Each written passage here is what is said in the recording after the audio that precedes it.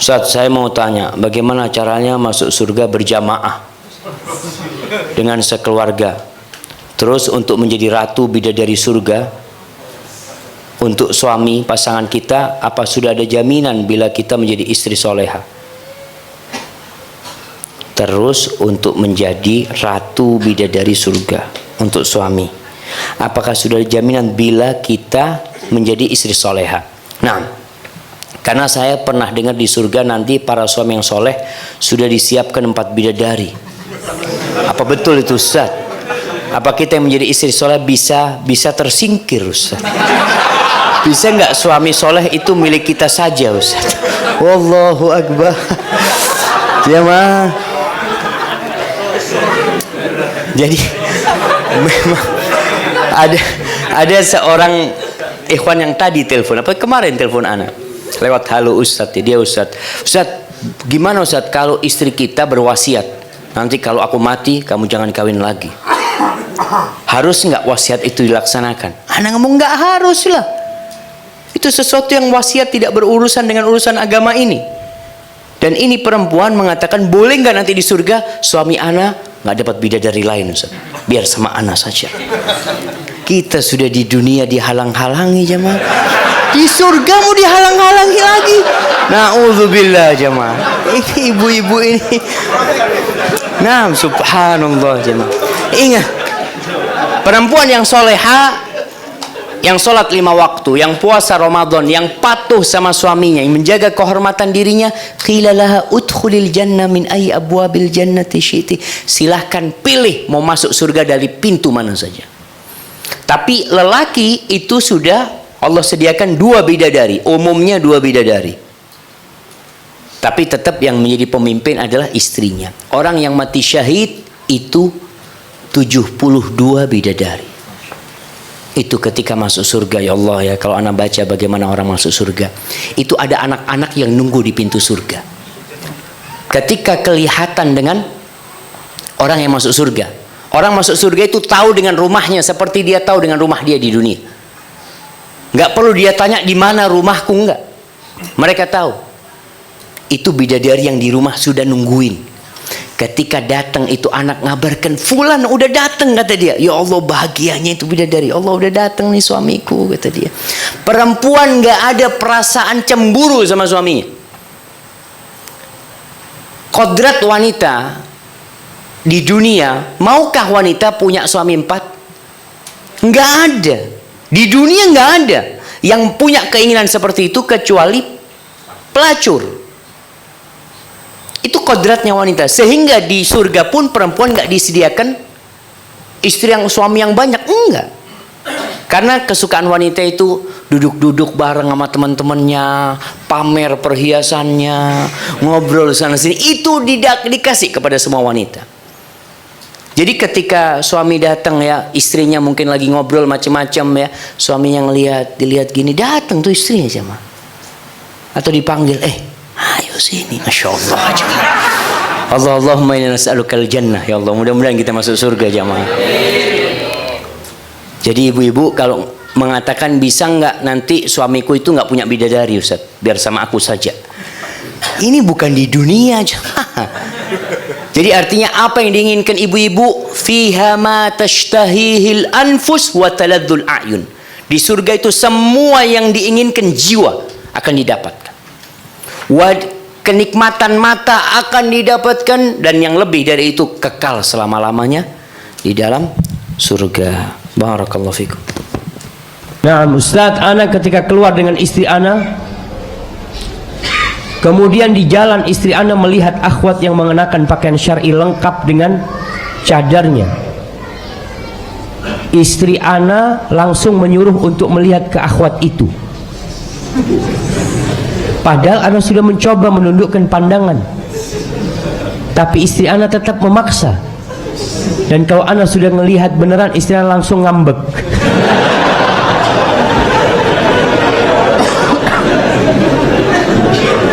Mohon sarannya Ustadz, istri anak kebetulan malam ini juga hadir.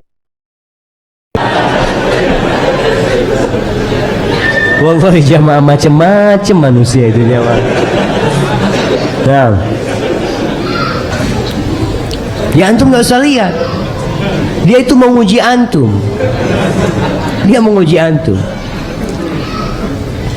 Katakan Anda nggak bisa ngelihat dia. Mataku hanya untukmu.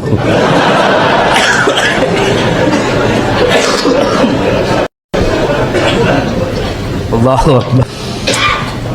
Nah, jadi memang ada perempuan-perempuan itu yang menguji suami. Nggak perlu diuji keikhlasan suaminya, nggak perlu diuji kesetiaan suaminya. Insya Allah suamimu bisa menjaga kehormatan dirinya hanya melihat kepadamu, dan hendaklah yang ada itu watawasau bil haq watawasau bis sabr, saling menasihati kepada kebaikan, bukan malah menyuruh suaminya melihat kemungkaran seperti itu. Kalau istri nyuruh suaminya, bang lihat tuh bang, lihat, aku kepingin baju kayak gitu bang, nah itu nggak apa-apa gitu. Artinya dia hanya ingin menunjukkan pakaiannya, aku kepingin pakaian seperti itu. Jadi bukan untuk melihat akhwatnya, hanya untuk melihat pakaiannya, insya Allah nggak ada masalah. Tapi kalau akhirnya hanya untuk menguji kesetiaan suami, nggak benar lah. Jadi untuk seorang istri, suamimu ketika di dalam kamar itu milikmu. Ketika suamimu keluar kamar, dia milik keluarga. Ketika suamimu di luar rumah, titipkan dia kepada Allah Azza wa Jal, karena dia sudah milik orang banyak. Bismillah Ustaz. Ana seorang janda yang ditinggal mati suami. Bagaimana cara ana untuk meraih surga Allah karena tempat ana berkhidmat telah tiada? Ya. Gimana jemaah? Kalau bicara berkhidmat, Maryam binti Imran itu diwakafkan. Kalau bahasa diwakafkan ini mungkin dia itu sama orang tuanya diberikan kepada Masjidil Aqsa. Dia tidak punya suami, dia tetap bisa berkhidmat. Jadi kalau bicara berkhidmat, mungkin anti tidak berkhidmat kepada suami karena suami sudah meninggal dunia. Anti bisa mendoakan dia. Yang kedua, kalau suami punya anak-anak, besarkan anak-anaknya. Anak-anak yatim tuh. Ana wa kafilul yatim kahatain. Aku bersama orang yang merawat anak yatim seperti ini, kata Nabi SAW. Jaga tuh anak-anaknya. Ada perempuan-perempuan yang Masya Allah, dia tidak menikah lagi. Dia berpikir, aku akan fokus mendidik anak-anak. Maka insya Allah dia akan masuk surga dan dekat sama Rasul Sallallahu Alaihi Wasallam. Kalau niatnya benar. Tapi kalau nggak mampu, Ustaz, anak kayaknya nggak mampu, Ustaz. Boleh nggak ana berdoa supaya kawin lagi? Boleh. Dan di masa Nabi Muhammad SAW dan di masa para sahabat itu hampir nggak ada janda nganggur. Ada janda meninggal dunia, langsung sahabat-sahabat menikahi janda tersebut. Jadi istri kedua, ketiga, keempat. Jandanya Abu Bakar dinikahin oleh Ali bin Abi Thalib radhiyallahu anhu. Seperti itu para sahabat Nabi. Karena memang janda kalau banyak di satu kampung bahaya. Akan membuat rumah-rumah ini pada ketakutan. Awas ada janda. Seperti itu. Padahal dia niat baik, tetap orang-orang suudzon sama dia. Maka janda sabar. Kemudian yang lainnya, ya bantu itu janda. Tidak harus dengan dia menikah lagi. Bisa jadi dengan memberikan pekerjaan kepada itu janda. Atau memberikan santunan rutin setiap tahun, atau membangunkan rumah untuk janda-janda agar mereka tetap bisa hidup dengan nyaman di muka bumi ini. Barakallahu fikum. Assalamualaikum Ustaz. Apakah berdosa saya jengkel kepada suami dan keluarga suami? Dari awal menikah suami tidak cerita kalau dia yang menafkahi keluarganya. Karena bapak dan ibunya bercerai, sementara adik-adiknya sudah besar-besar dan sudah sepatutnya bekerja. Tapi mereka terasa manja dengan selalu dibiayai oleh suami. Sampai-sampai suami saya punya hutang di mana-mana. Karena kalau untuk keluarga kecil kita saja tidak akan banyak biaya. Saya suka sedih melihat suami saya kesusahan. Kesian suaminya. Apa yang harus dilakukan istri? Hibur suaminya. Bukan malah jengkel sama suaminya. Suami terbebani dengan keluarganya. Kalau anti dikatakan tadi ternyata suami membiayai keluarganya, tidak perlu anti bicara tentang masa lalu.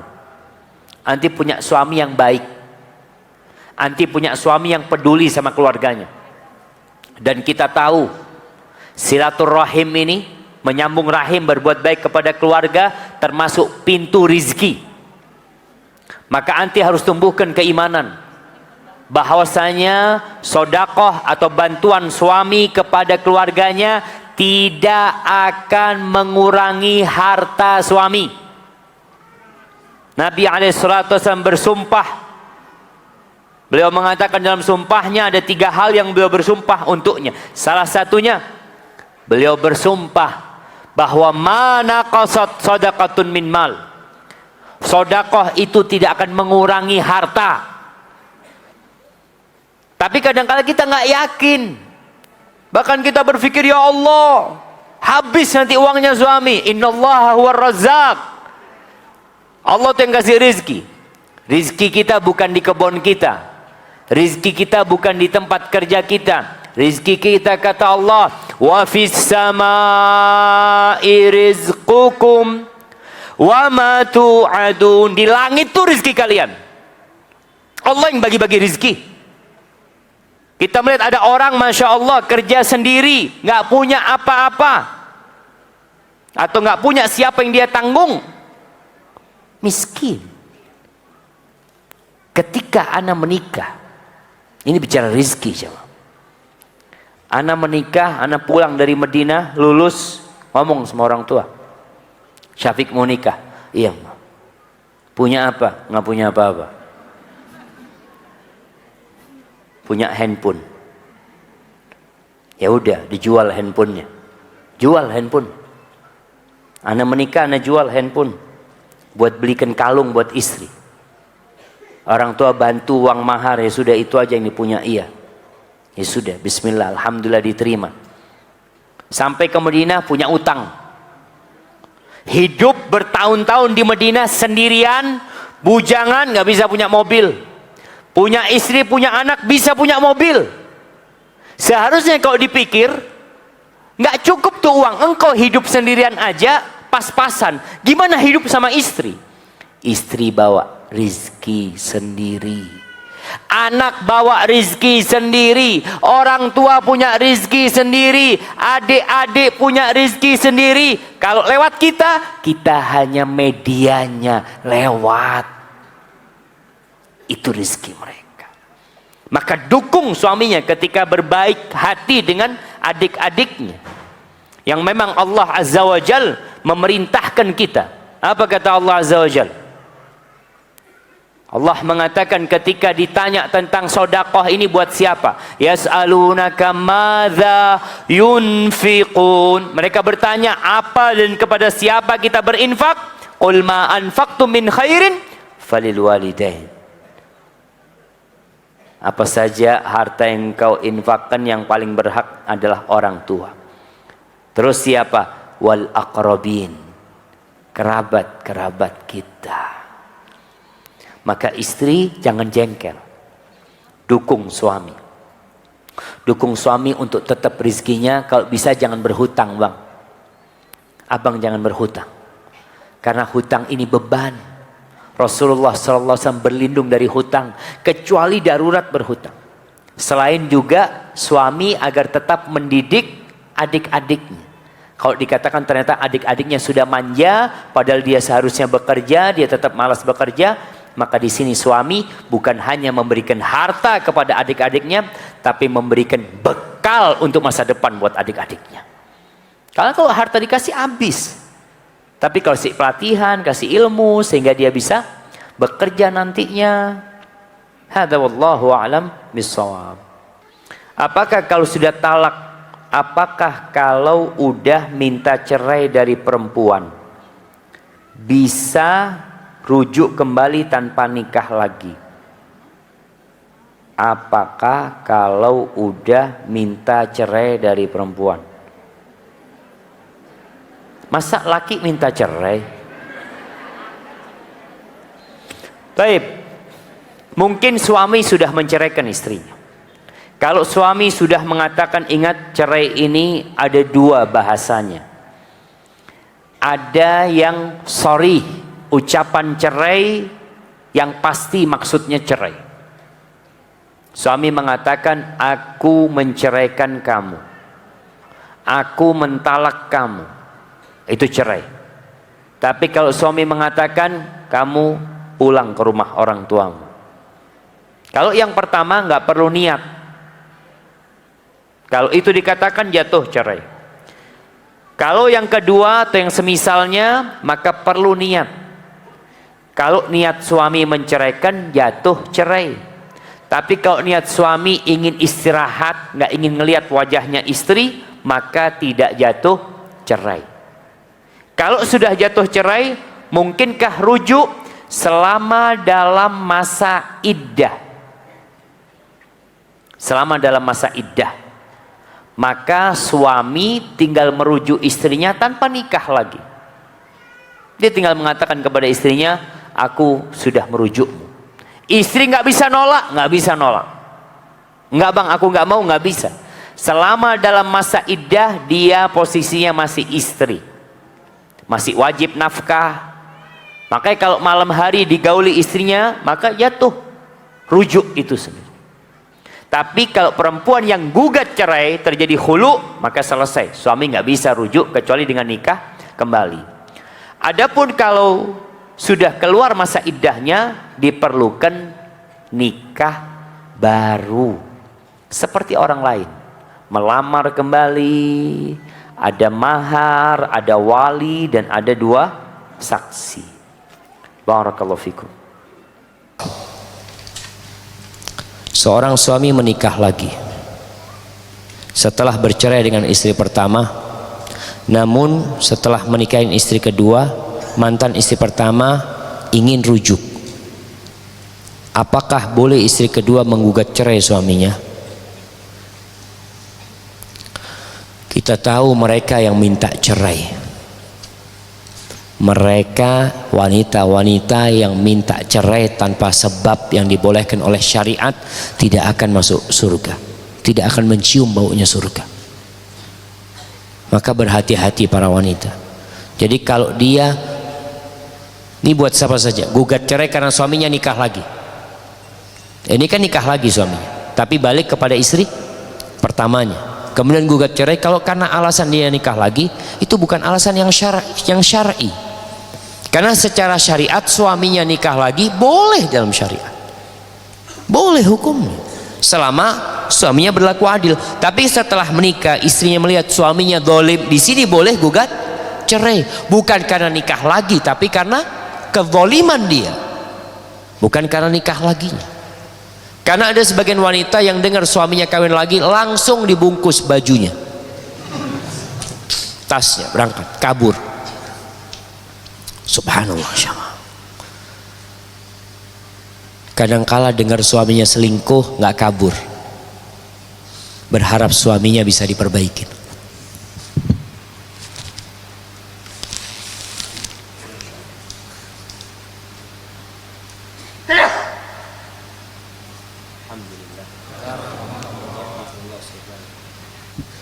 Ana ini nggak kuat dengan kipas ya mah. Sampai mana kita? Nah, jadi yang tadi para istri, tolonglah kaji lagi tentang agama Allah ini. Dunia ini bukan tempat bersenang-senang. Ada wanita-wanita kalau suaminya zalim disuruh kawin lagi, udahlah bang kau kawin lagi loh. Kenapa? Supaya istrinya yang kedua itu dizalimin juga. Paling enggak bagi 2 lah kezalimannya. Kalau suaminya baik buat dia sendiri, janganlah, karena suaminya baik. Maka hati-hati jamaah. Ustadz, ana seorang akhwat yang akan menikah dengan seorang laki-laki. Namun pernikahan ini tanpa dilandasi dengan rasa cinta, dan ana merasa tidak ada kecocokan dengannya. Ana menikah karena paksaan orang tua. Maka apa yang harus ana lakukan? Apakah melangkah ke pernikahan dengan terpaksa ataupun mundur? Mohon solusinya Ustaz, dan mohon nasihat untuk orang tua ana yang memaksa ana untuk menikah. Orang tuanya di mana? Mungkin orang tuanya hadir. Jamaah, pernah ada seorang wanita di masa Nabi SAW itu dipaksa oleh orang tuanya menikah dengan sepupunya. Akhirnya dia datang kepada Nabi SAW, aku nggak mau. Kenapa aku dipaksa kalau anu tidak mau dengan dia? Dipanggil bapaknya, kasih tahu nggak boleh engkau memaksa dia untuk menikah dengan orang yang tidak dia sukai.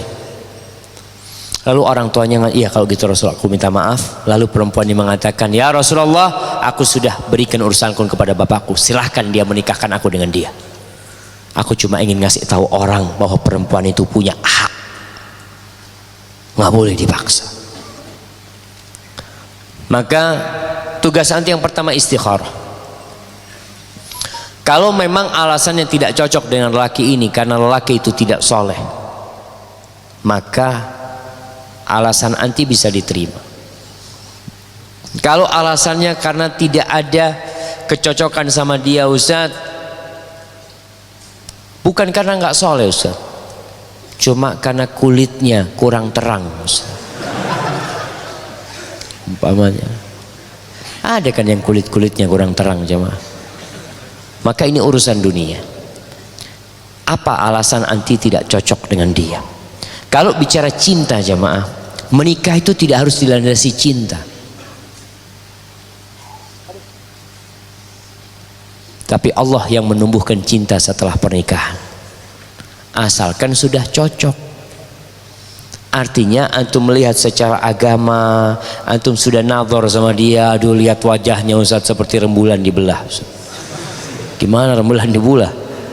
Masya Allah, ana sudah pas sama dia. Tapi antum udah cinta? Ya belum lah Ustaz. Udah pas cocok nikah.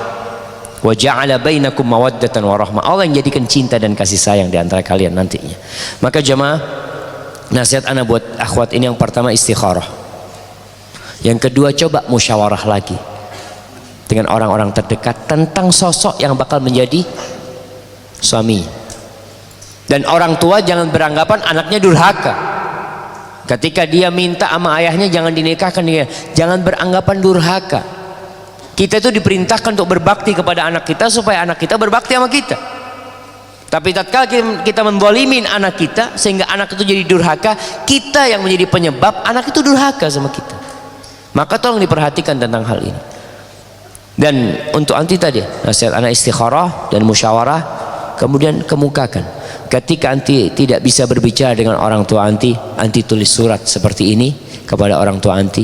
Ucapkan terima kasih kepada ayahnya, ucapkan terima kasih kepada bundanya, ceritakan tentang keindahan hidup bersama keduanya, lalu mohon maaf kalau punya hal-hal yang tidak disukai oleh kedua orang tuanya. Setelah itu baru minta supaya orang tuanya membatalkan niat tersebut. Ustadz, kalau suami udah meninggal dunia terus kita menikah lagi, apakah benar tidak akan bertemu di akhirat sama suami yang pertama? Masya Allah, kayaknya dia cinta sama suami pertamanya jemaah.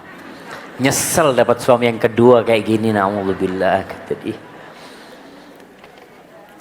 Nah, ada dua pendapat para ulama tentang wanita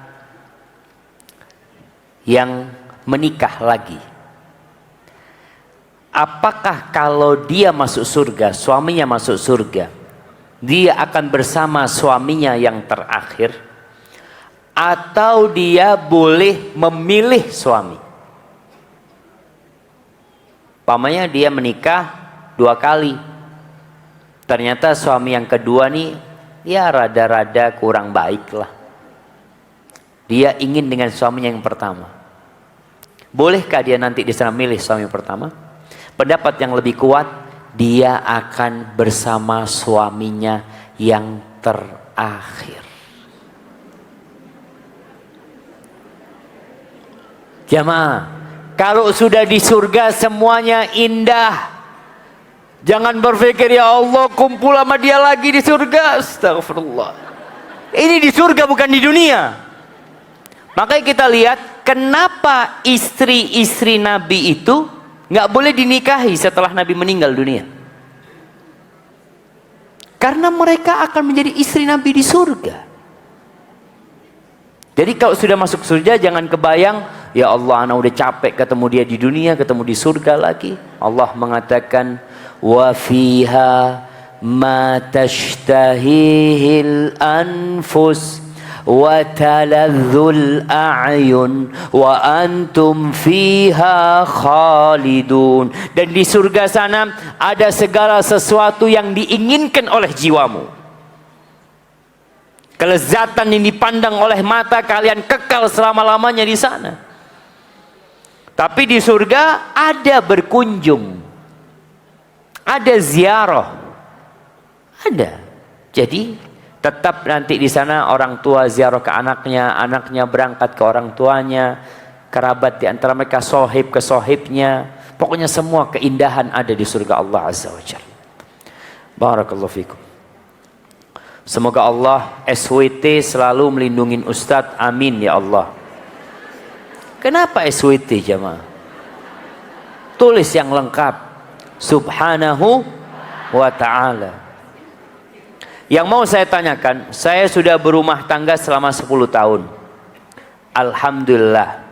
Tapi pikiran saya selalu ingat mantan pacar saya Ustaz.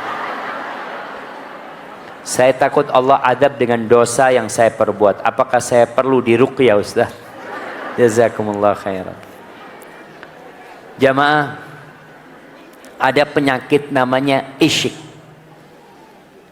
Isyik itu penyakit cinta, apa ya? Cinta gila aja. Apa namanya? Kasmaran. Oh. Cinta yang udah mendalam sampai hatinya, yang membuat orang itu kadang-kala gila. Dia tidak mau menikah kecuali dengan orang itu. Bahkan ketika dia menikah dengan lelaki lain, tetap yang dia pikirkan lelaki yang dulu. Padahal tuh laki udah kawin gak mikirin dia. Emangnya dia pikir laki-laki itu masih memikirkan dia? Sudah selesai. Dan ini terjadi. Maka apa yang harus dilakukan seorang wanita tatkala terkena penyakit ini? Istighfar. Minta ampun sama Allah Azza wa Jalla. Minta bantuan Allah agar dihilangkan.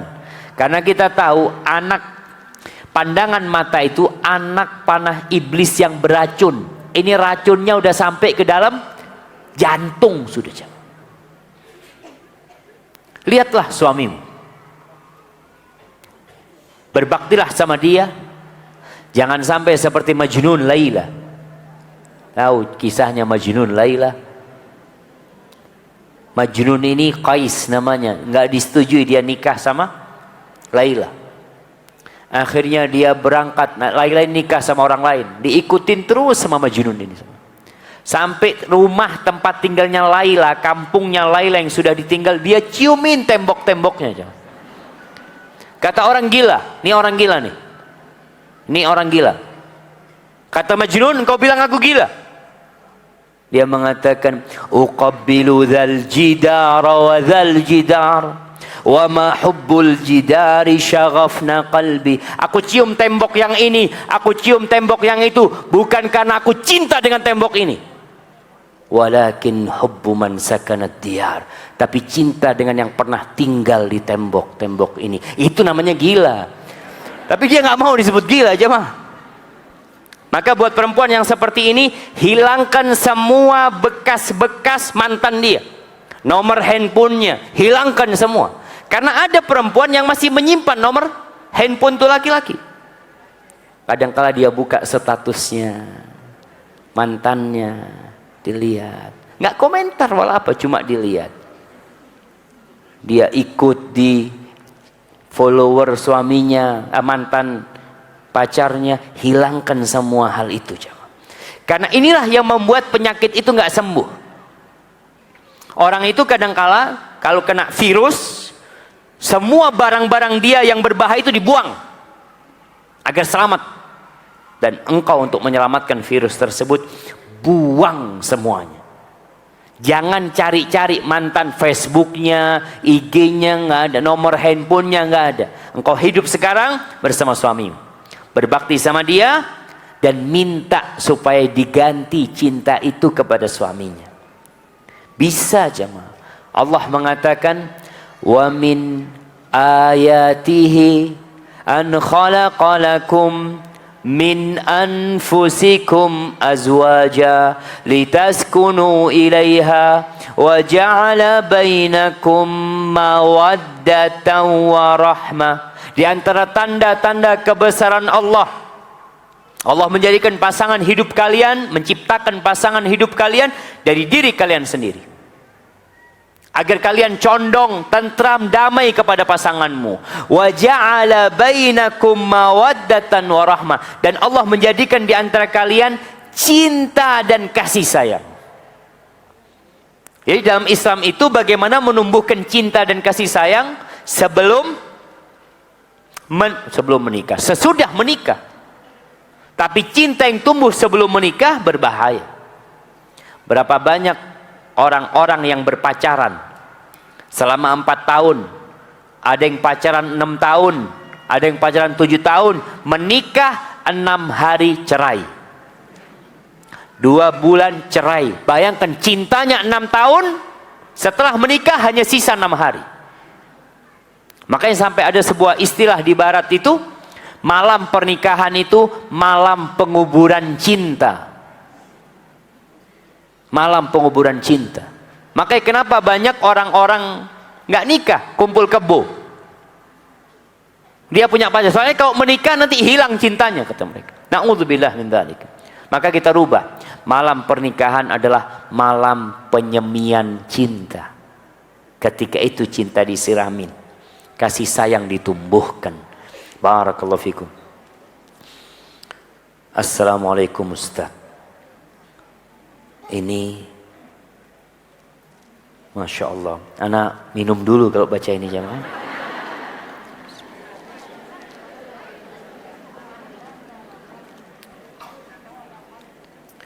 Alhamdulillah. Semoga dalam keadaan sehat. Ustadz, suami saya menikah diam-diam secara siri di kota lain. Saya dan suami di kota A, perempuan itu di kota B. Pernikahan kami sudah 20 tahun. Kejadian ini sudah 1 tahun yang lalu saat suami bilang pergi perjalanan dinas. Setelah pernikahan itu terjadi, suami berubah sikap kepada saya. Seperti secara sengaja teleponan di depan saya ketika di kamar tidur tengah malam hingga subuh. Saya tetap melayani suami seperti biasa. Tetapi suami sempat mengatakan akan menceraikan saya karena istrinya ingin menikah resmi. Tetapi saya tetap bertahan. Hingga akhirnya suami menyuruh pergi dulu dari rumah dan membawa anak-anak. Sekarang saya sudah di kota C, kampung halaman. Sebelum saya berangkat ke kota C, suami mengatakan jika saya akan berangkat maka akan mentalak saya. Jika saya akan berangkat maka akan mentalak saya. Yang ingin saya tanyakan, apakah suami termasuk zalim? Sebelum berangkat kami masih berhubungan. Saat sudah di bandara, suami tidak mengatakan apa-apa. Sampai saat ini sudah 5 bulan tidak bertemu. Bagaimana status saya saat ini? Apakah sudah jatuh talak sedangkan saat berangkat saya sedang haid? Terima kasih. Jamaah rahimakumullah. Kita tahu poligami diperbolehkan. Nikah lebih dari satu diperbolehkan bagi yang mampu berbuat adil. Tapi jangan sampai engkau menikahi janda menjandakan istri. Silahkan menikahi janda dengan cara yang baik. Karena ana lihat itu perempuan yang dinikahin suaminya, ternyata dia menjadi penyakit agar suami menceraikan yang pertama. Karena dia ingin resmi. Maka yang pertama harus diceraikan supaya dia bisa nikah resmi. Inilah kadangkala ketika orang-orang tidak bertakwa kepada Allah hanya mengikuti nafsunya belaka. Kalau yang ditanyakan apakah suami termasuk zalim? Ya kalau Anda melihat dari ceritanya dia zalim. Ketika dia di rumah istri pertama malah telepon-teleponan dengan istri sirinya. Seharusnya dia jaga perasaan istrinya. Kalau dia di luar rumah silahkan telepon. Ini menjaga jemaah. Rasulullah sallallahu alaihi wasallam subhanallah. Beliau mengatakan inni uharrij alaikum Allahumma inni uharrij alaikum bihaqqid dhaifain. Ya Allah, aku menimpakan kesusahan kepada kalian yang menelantarkan dua hak orang yang lemah. Yang pertama wanita, yang kedua anak yatim. Kalau dikatakan sebelum berangkat kami masih berjima dan saat sudah di bandara sudah tidak mengatakan apa-apa. Maka dilihat tadi. Apakah suami memang dia mengatakan jika saya akan berangkat maka akan mentalak saya. Ini masih akan mentalak, belum mentalak, masih keinginan nanti. Tapi ternyata dia nggak jadi mentalak. Artinya kata istri dia tidak mengatakan apa-apa, sehingga menurut ana belum terjadi talak. Yang ketiga, sampai saat ini sudah 5 bulan tidak bertemu, masih istri selama belum diceraikan oleh suami. Dan suami wajib memberikan nafkah kepada istrinya. Jamaah rahimakumullah, nih buat ibu-ibu juga yang mungkin punya anak seperti ini, anak laki-laki seperti ini. Tolong jangan menggantung wanita. Kalau memang sudah tidak menginginkannya, jangan digantung. Dia seperti nggak punya suami tapi masih posisinya sebagai istri orang. Nggak punya suami karena dia nggak dikasih nafkah, suaminya juga tidak peduli sama dia. Kemudian dia mau menikah nggak bisa karena posisinya masih istri orang. Maka wallahu a'lam bishawab, kalau seperti yang ditanyakan yang ana fahami tetap istri. Dan kondisi suami nikah lagi yang mungkin buat sebagian wanita beban, sabar. Nggak ada kunci lain. Ada seorang wanita yang sampai stres. Ada anaknya cerita sama ana, Ustaz, ana punya ibu itu ya sakit jiwanya Ustaz. Sekarang sudah di kamar saja. Udah 7 tahun mungkin. Karena tahu bapak kawin lagi. Kemudian kondisi ibu Ustaz, sholat nggak mau. Jadi sudah. Apa penyebabnya? Tidak menerima dengan takdir Allah Azza wa Jalla. Mungkin pedih buat dia. Ada orang yang harus dipotong kakinya. Dipotong kakinya, diamputasi. Tapi kalau dia nggak mau dipotong kakinya, dia akan hidup menderita. Setelah dipotong kakinya, kemudian dia masih mengeluh, ya Allah sekarang nggak punya kaki, ini itu, hidup menderita. Tapi tatkala dia menerima takdir Allah Azza wa Jal, mengatakan inna lillahi wa inna ilaihi raji'un, Allahumma ajurni fi musibati wa akhlif li khairan minhu. Tenang hidupnya. Maka buat para wanita yang mendapatkan masalah seperti ini, usahakan tenang menerima hal itu. Kalaupun sedang marah, tahan emosinya, ingat bahwa takdir Allah itu indah. Allah mengatakan wa asa an takrahu syai'an wa huwa khairul lakum wa asa an tuhibbu syai'an wa huwa syarrul lakum wallahu ya'lamu wa antum la ta'lamun. Bisa jadi yang kalian benci itu baik buat kalian, dan bisa jadi yang kalian sukai itu buruk buat kalian. Allah tahu dan kalian nggak tahu. Itu harus kita pegang, jemaah. Sesuatu yang tidak kita sukai ternyata bisa mendatangkan sesuatu yang kita cintai. Dan sebaliknya, sesuatu yang kita cintai bisa berbalik mendatangkan sesuatu yang buruk buat kita. Mungkin buat wanita, suaminya kawin lagi buruk buat dia. Tapi dia cari hikmahnya. Jamaah, hidup ini cuma sekali. Hidup itu hanya sekali. Jangan sampai kita gagal dalam kehidupan ini melewatin ujian-ujian Allah. Barakallahu fikum. Assalamualaikum Ustaz. Waalaikumsalam. Alhamdulillah, ini pertama ana bisa hadir kajian Ustaz. Semoga Allah Ta'ala berkahi. Semoga Allah Ta'ala senantiasa menjaga Ustaz dan kita semua. Amin. Ana berstatus seorang anak yang qadarullah masih belum berkeluarga. Qadarullah orang tua ana belum sepenuhnya mengenal sunnah. Bisa dikatakan minim agama. Yang beliau masih belum menomorsatukan terkhusus dalam mencari seorang menantu dalam agama. Yang sering membuat ana bingung dalam bersikap Ustadz, di satu sisi ana ingin menjadi seorang wanita yang soleha, mengerti dalam agama. Dan banyak malah orang terdekat ana sering mengatakan ana terlalu pemilih dalam memilih suami, karena ana komitmen dalam agama nomor 1. Yang ana mau tanyakan, apa yang harus ana lakukan Ustaz agar ana tetap taat kepada Allah dan juga berbakti pada orang tua? Mohon doakan orang tua ana Ustaz, semoga Allah limpahkan hidayah agar beliau diangkat kelak derajatnya di surga Allah karena menikahkan ana dengan hamba Allah yang soleh. Syukran Ustaz, jazakallah khair. Afwan, panjang tulisannya Ustaz. Iya, panjang tulisannya. Jamaah rahimakumullah. Kalau bicara memilih, lahir kita nggak bisa milih. Tahu-tahu keluar. Kok keluar di bukit tinggi? Nggak bisa milih. Mati pun kita nggak bisa milih. Tapi menikah bisa milih.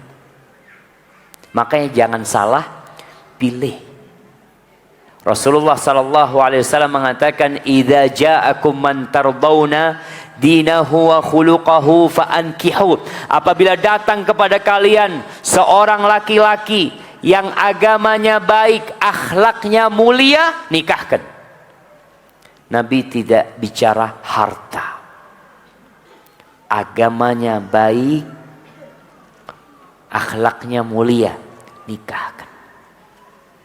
Wa illa, kalau tidak, kadang-kala orang tua tadi memikirkan bukan melihat agama, melihat mobil yang dipakai.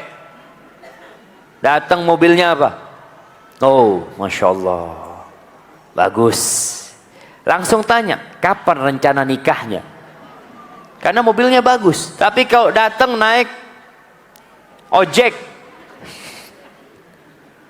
tanya sama orang tua, kamu kerja apa?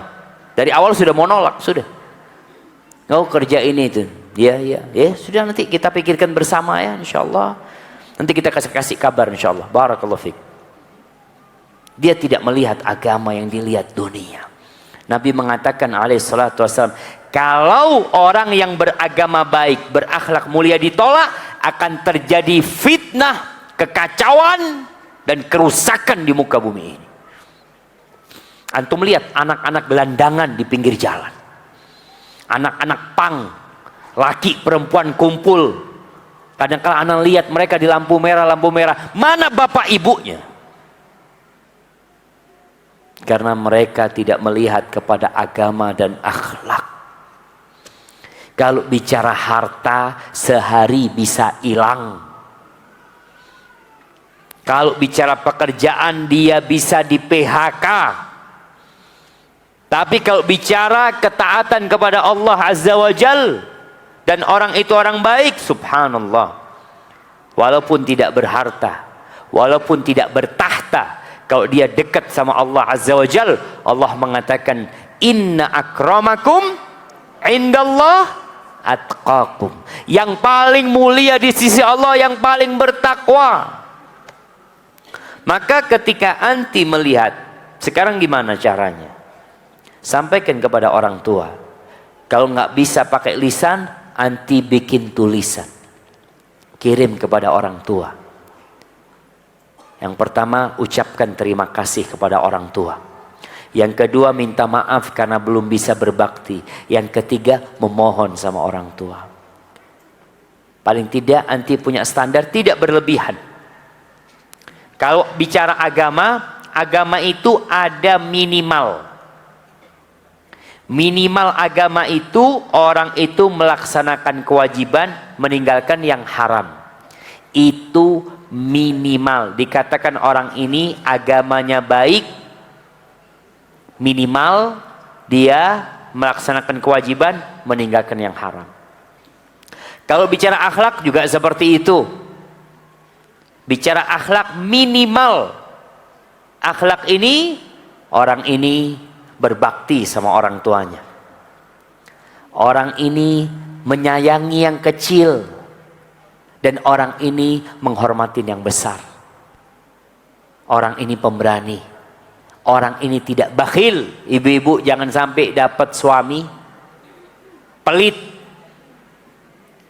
Pelit ini termasuk sifat buruk yang kata Nabi SAW, ini bicara akhlak dan agama. La yajtami'u imanun wa syuhun fi jawfil abdi. Iman itu nggak mungkin bergabung dengan sifat kikir. Nggak mungkin.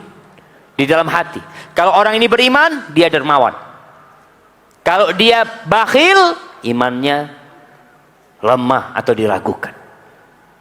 Maka anti tulis surat, minta sama orang tua, minta tadi. Agama paling tidak yang minimal. Akhlak seperti itu. Mungkin mau maksimal, sulit. Anak kepingin Ustaz, suami seorang yang hafal Al-Quranul Karim. Alhamdulillah. Anti berapa hafal Quran? Ya baru sampai wadduha.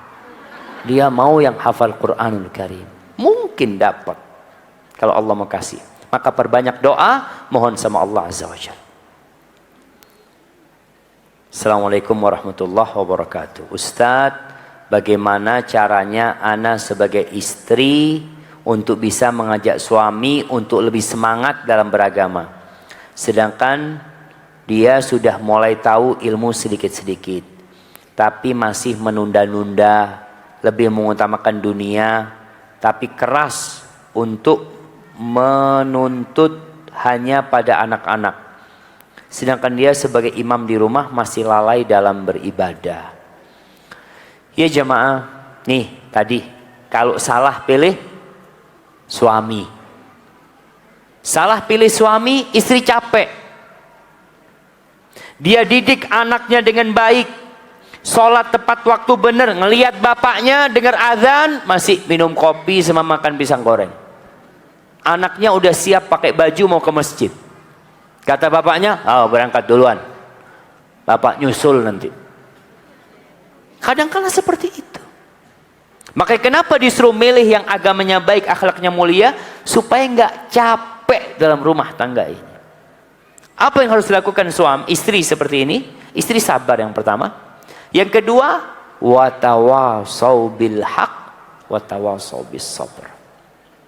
Tetap ngobrol sama bapaknya anak-anak, bang. Anak-anak tuh kepingin bang berangkat ke masjid sama abang. Kepingin mereka itu melihat abahnya di depan, bawa tangan mereka berdua. Artinya ada usaha dari istri memberi nasihat kepada suami dengan cara yang bijak, penuh dengan hikmah. Istri kalau ngasih tahu suami jangan teriak-teriak sampai tetangga dengar. Jangan suami pulang kerja sedang capek, istri ngomong, bang sini duduk sini bang, sini. Abang ini sampai kapan akan seperti ini? Masya Allah. Ini siapa yang pemimpin, siapa yang anak buah jamaah? Gak bisa seperti itu.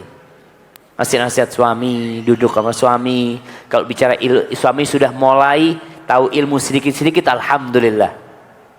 Berarti ini ada usaha untuk lebih dalam lagi. Bantu dengan doa.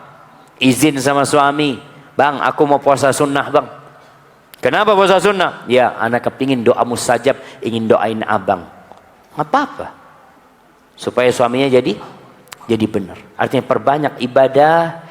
Dan seorang istri, kalau tidak mendapatkan dukungan dari suami, jangan kemudian merana hidupnya.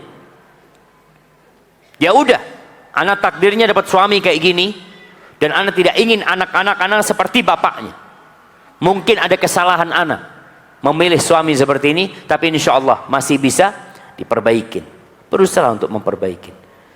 Barakallahu fikum. Assalamualaikum warahmatullahi wabarakatuh. Semoga rahmat Allah selalu dilimpahkan kepada antum sekeluarga. Amin. Ustadz, izinkan kami menanyakan sesuatu. Ana punya sahib, sebut saja Fulan. Fulan ini sedang mengalami masalah, yaitu istri Fulan dan adik kandungnya. Setiap kali bertemu sering konflik. Dimulai dari hal kecil bisa menjadi hal besar. Dan Fulan selalu gelisah tiap kali ada momen pertemuan kedua orang tersebut, Ustaz. Mohon nasihatnya Ustaz untuk sahib anak ini. Semoga dengan nasihat yang Ustaz berikan dapat memberikan jalan keluar bagi permasalahan ini. Semoga Allah Azza wa Jalla membalas antum dengan kebaikan. Jamaah, banyak masalahan itu kan kita tidak mengalah. Maka yang termasuk orang yang berakal sehat itu at-taghaful, melupakan kesalahan orang, tidak menanggapi. Maka nasihati kepada teman antum ini agar ngasih nasihat istrinya untuk tidak menanggapi, tidak berbicara kecuali yang penting. Kadangkala orang kalau sudah ada kebencian, jamaah, semuanya jadi salah. Apapun yang dikatakan, apapun yang dilakukan, walaupun niatnya baik, karena lawannya ini sudah benci sama dia, maka semua akan jadi buruk. Maka sampaikan kepada istrinya, kepada teman antum ini, agar istrinya tidak banyak bicara, kemudian tidak banyak menanggapi. Lihat kok sepertinya ada omongan gak enak, segera pulang, segera pergi. Maka jamaah, kenapa termasuk hak istri itu punya rumah sendiri? Salah satunya untuk menghindari perkara-perkara. Dan kalau datang ke tempat di mana berjumpa dengan adiknya, suruh bawa oleh-oleh, bawa hadiah, ya. Dan berusaha untuk menghindar, sambil terus didoakan. Dan minta juga suami untuk berbicara seperti itu kepada adiknya, seakan-akan dia belain adiknya. Ketika ngomong sama istrinya, seakan-akan dia belain istrinya. Ketika ngomong sama adiknya, seakan-akan dia belain adiknya, demi untuk memperbaiki dua orang ini. Barakallahu fikum.